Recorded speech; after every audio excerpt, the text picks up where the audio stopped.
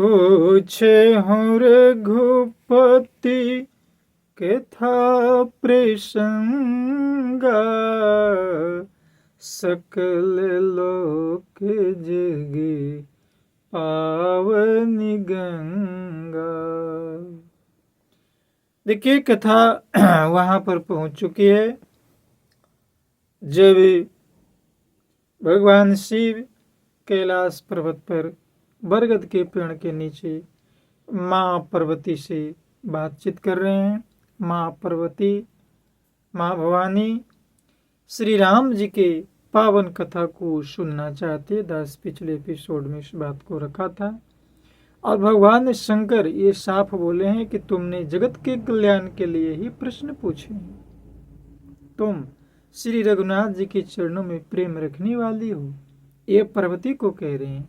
हे पार्वती, मेरे विचार में तो श्री राम जी की कृपा से तुम्हारे मन में स्वप्न में भी शोक, मोह, संदेह और भ्रम कुछ भी नहीं है।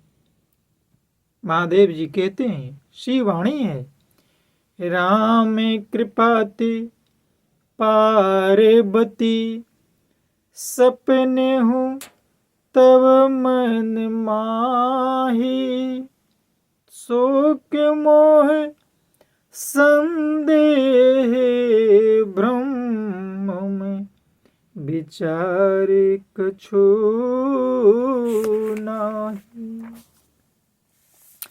देखिए दास पहले भी कह चुका है कि श्री रामचरित मानस के चारों घाटों पर 4 वक्ता और 4 श्रोता बैठे हुए हैं, जिनमें एक घाट पर भगवान भोलेनाथ माँ पार्वती को कथा सुना रहे हैं।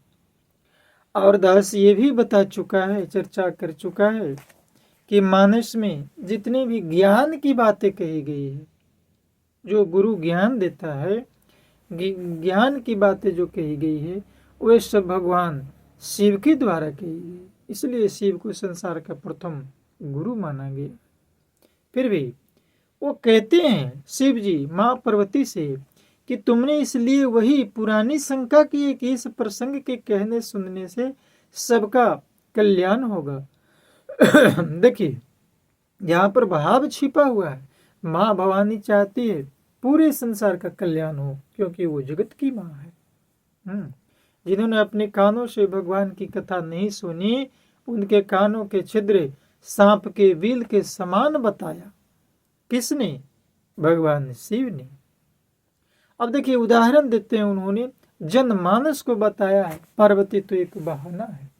दास बार बार कहता है कि ज्ञान की बातें जितनी भी मानस में है सब भगवान शिव ने दिया है, क्योंकि वो इस संसार के प्रथम गुरु स्वरूप अवतरित है। उन्होंने कहा कि आखिर सांप क्या छोड़ता है?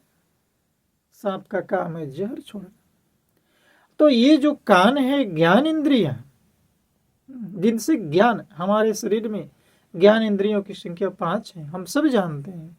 और यदि ये ज्ञान इंद्रियां हैं, ज्ञान जाने का मार्ग है, और इसमें यदि ज्ञान का प्रवेश न कराया जाए तो यहाँ जहर तो जाएगा ही।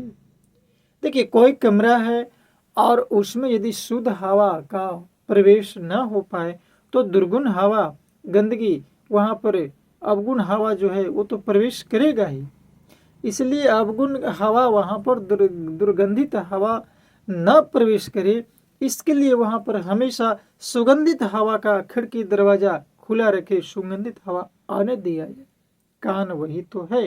यदि इसमें हरि कथा रूपी अमृत नहीं जाने दिया जाएगा, नहीं श्रवण किया जाएगा, तो इसमें सांप के बिल जैसे सांप जहर छोड़ता है, तो जहर रूपी इसमें निंदा, द्वेष, निंदा, नफरत, लड़ाई झगड़े, संसार की तमाम बुराइयां इसमें जाती रहेगी।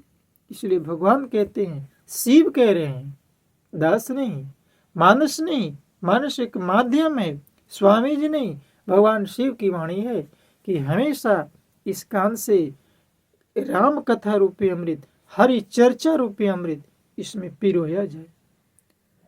तो कान की बात हुई। उन्होंने आगे कहा माँ भवानी से कि देखो जिन्होंने अपने नेत्रों से संतों के दर्शन नहीं किए। कितनी अच्छी बात की। उनके वे नेत्र मोर के पंख पर दिखने वाले नकली आंखों की गिनती में है। मोर के पंख पर बड़ा सुंदर नेत्र बने होते हैं, लेकिन उसमें दिखाई नहीं देती। और जिनका सर जो है किसी संत के चरण में नहीं झुकते, उनका सर जो है तुम्बी के समान है, कड़वी लौकी के समान, जिसे कोई नहीं पूछता है। जो श्री हरि और गुरु के चरण तल पर नहीं झुकते, उनका सर, देखिए सर झुकाने की बात जहां तक है तो दास को एक बात याद आता है कि मानस कहती है कि श्री हरि और गुरु के अलावे यदि किन्हीं का सर झुकाना है तो चूंकि हम लोग मनुष्य हैं, इंसान हैं, नाते रिश्ते अलग अलग है, प्रणाम करने का भी तरीका होता है। अपने सर को अपने से श्रेष्ठ के पैरों पर अपने सर को रखना चाहिए। पुरुषों के लिए हमारे शास्त्रों में साष्टांग यानी 8 अंग पृथ्वी पर स्पर्श करे, इस प्रकार हमें दंडवत करना चाहिए। और खास करके माताओं के लिए और जो हमारे सुपुत्री होती है, बच्चियां होती है, जो कुमारी कन्याएं होती है, उनको तो पृथ्वी पर लेट करके दंडवत करना सर्वथा वर्जित माना गया है, क्योंकि वो देवी के समान है। देखिए हम कोई भी शुभ काम करते हैं, चाहे वो गृह प्रवेश हो या और सनातन में बहुत सा शुभ कार्य होते हैं जिसमें पंच कन्याओं को हम लोग भोजन कराते हैं, तो उस समय उन्हें हम देवी स्वरूप उनके चरण को धोते हैं, उन्हें दान दक्षिणा देते हैं, उन्हें बहुत सा हम अपनी तरफ से जो भी बनता है दान के रूप में समर्पित करते हैं, उन्हें चरण वंदना करते हैं। और फिर उन्हीं कुमारी कन्याओं से हम महात्मा बन के, हम श्रेष्ठ बन के, हम गुरु बन के और अपने चरणों पर दंडवत करवाते हैं। ये सर्वथा अपराध है। एक जगह पर उनको हम पूजा कर रहे हैं और दूसरी जगह पर उनसे हम चरण दंडवत कर रहे हैं, ऐसा शास्त्र नहीं कहता।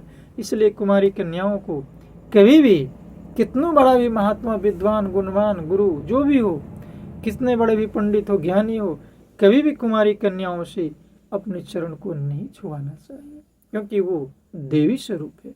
ऐसे तो किसी भी माताओं से अपने चरण को स्पर्श नहीं कराना चाहिए। हाँ, नाते रिश्ते, पति पत्नी की बात, भाई बहन की बात, वो अलग बात है। तो इस प्रकार ये मानस हमें सिखाती है, शिव जी ज्ञान देते हैं कि हमें ज्ञान अति दंडवत करने का भी तरीका होता है। तो यहाँ सर की बात हो गई, आंख की बात हो गई, कान की बात हो गई। अब आती है देखिए जीव की बात।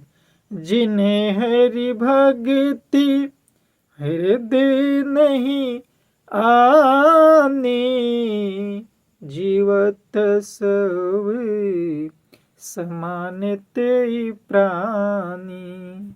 जो नहीं करे राम गुण गाना, जी है सदा दूरी, जी है समाना। कितनी अच्छी बात भगवान शिव बता रहे हैं कि जिनका जीव जो है हरि का गुणगान नहीं करता, उनका जीव जो है ठीक उसी तरह जैसे मेढक रात भर टर टर टर टर चमगादड़ भी जो है उसमें एक आता है, और मेढक की आवाज़ को कोई भी इंसान सुनना पसंद नहीं करता है। तो हम अपने जीव से हमेशा राम नाम का ही उच्चारण करें। और ये भी कहा कि भगवान की भक्ति को अपने हृदय में स्थान नहीं दिया तो वह प्राणी जीते जी ही मुर्दे के समान है। वैसा हृदय किस काम के जिस हृदय में भगवान का स्थान न हो। इस प्रकार देखिए हमारे शिव जी बहुत सी ज्ञान की बातें माँ भवानी से कहते हैं, और उन्हें कहा राम कथा सुरधेनु सब सेवत सब सुख दानी, सत्य समाज सुरलोक सबे कौन सुने असे जानी। श्री रामचंद्र जी की कथा कामधेनु के समान सेवा करने से सब सुखों को देने वाली है। और सत्य पुरुषों के समाज ही सब देवताओं के लोग ऐसा जानकर इसे कौन नहीं सुनेगा। देखिए भगवान शिव कहते हैं कि आखिर कौन नहीं सुनेगा। और देखिए सबसे बड़ी बात तो यह है कि भगवान शिव ने जो ज्ञान माँ भवानी को दी, उन्होंने कहा राम कथा सुंदर कर तारी, संशय बिह गयो रावण निहारी।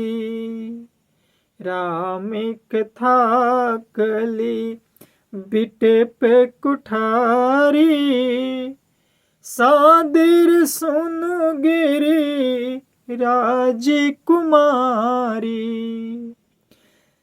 भगवान शिव कहते हैं कि श्री रामचंद्र जी की कथा हाथ की सुंदर ताली है।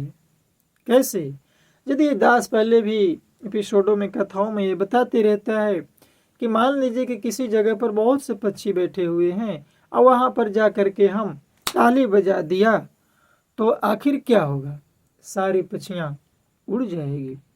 तो हमारे मन के अंदर जो संदेह रूपी, शंका रूपी, जो दुर्गंध रूपी पक्षी है, उनको राम कथा रूपी ताली बजाने से वो सदा के लिए उड़ जाते हैं।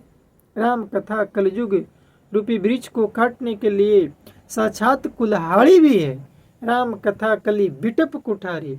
जिस प्रकार हम वृक्ष को काटने के लिए कुल्हाड़ी का यूज करते हैं, तो उसी प्रकार क्या कलयुग रूपी वृक्ष को काटने के लिए राम कथा साक्षात कुल्हाड़ी के समान।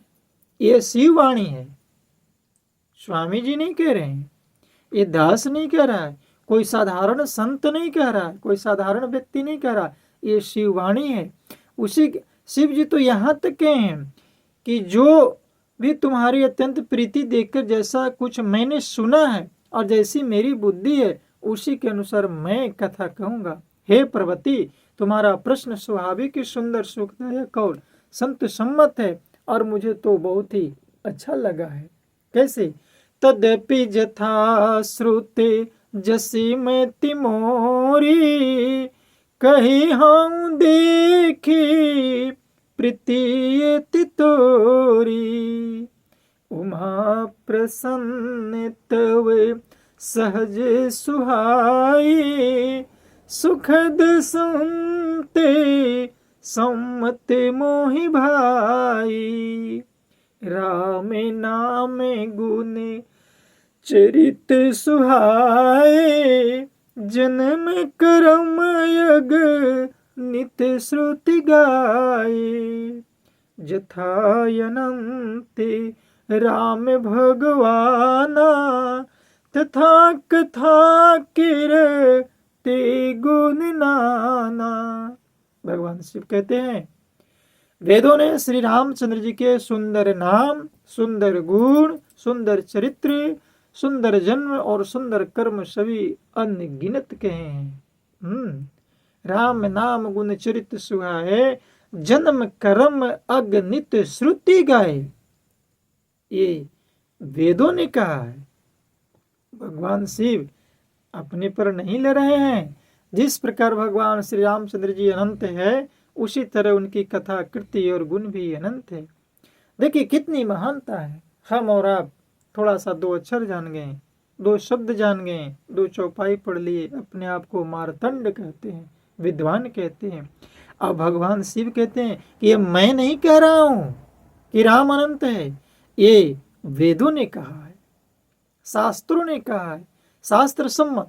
और उन्होंने कहा कि मैं जो भी सुना हूं और जैसी मेरी बुद्धि है, बताइए शिव जी ने जो भी अगस्त मुनि से सुना था, काकभूषुंडी से सुना था, जहां से उन्हें राम कथा के प्राप्त हुई है, वो कथा जो सुना है वो उन्होंने कहा है माँ भवानी से। अब भगवान शिव जब ये बात कहे तो समझें कि हम और आप कहाँ हैं। तो ये ज्ञान की बात है भैया, और हम अपने प्रभु के नजरों में हमेशा रहा। महादेव कहते हैं जिनकी नजरों में मोह समाए, जिनके अखियों में राघव समाए, वो नजर फिर भटकती नहीं है, जिनकी नजरों में मोहन समाए, जिनकी आँखियों में राघव समाए, वो नजर फिर भटकती नहीं है, वो नजर फिर भटकती नहीं है। तो ये महादेव की वाणी राम कथा रूपी गंगा के रूप में प्रवाहित हो रही है। पार्वती माँ श्रोता बन के बैठी हैं, शिव जी कथा कह रहे हैं और कैसी कैसी ज्ञान की बातें कह रही हैं। जो करते रहोगे, शिव जी कहते हैं, जो करते रहोगे भजन धीरे धीरे, जो करते रहोगे भजन धीरे धीरे, तो मिल जाएगा वो सजन धीरे धीरे, तो मिल जाएगा वो सजन धीरे धीरे, जो करते रहोगे भजन धीरे धीरे, तो मिल जाएगा वो सजन धीरे धीरे। तो आए प्रभु, आए मेरी माँ, आए मेरी बहना, आए संत समाज, आए राम के प्रेमी, हम अपने ये रामचरितमानस के माध्यम से जो अपेक्षा कर रहे हैं कि हर घर में, हर तन में, हर कण में राम समाया है, उसको जाने, और ये भगवान भोलेनाथ के द्वारा जो कथा कही जा रही है राम जी की, उसे हम लोग श्रवण करें ताकि अपने आप को मानव कहलाने का हकदार बने। तो आज कथा यहाँ तक पहुँची है कि भगवान शिव माँ पार्वती को हैं सुंदर सुखदायक और संत सम्मत बात जो उन्होंने सुना है वो कहने के लिए तैयार हो चुके हैं, और राम कथा की महिमा का भी बखान किया है कि ये कलयुग के साक्षात कुल्हाड़ी है और ये सुंदर ताली है, ये शिव जी का कथन है। तो आए अपने जीवन को शिवमय राममय बनाएं। इन चंद शब्दों से आपसे आशीर्वाद चाहता है मेरे प्यारी बहन। राम कथा जरूर सुने, प्रेम से कहना जय श्री राम।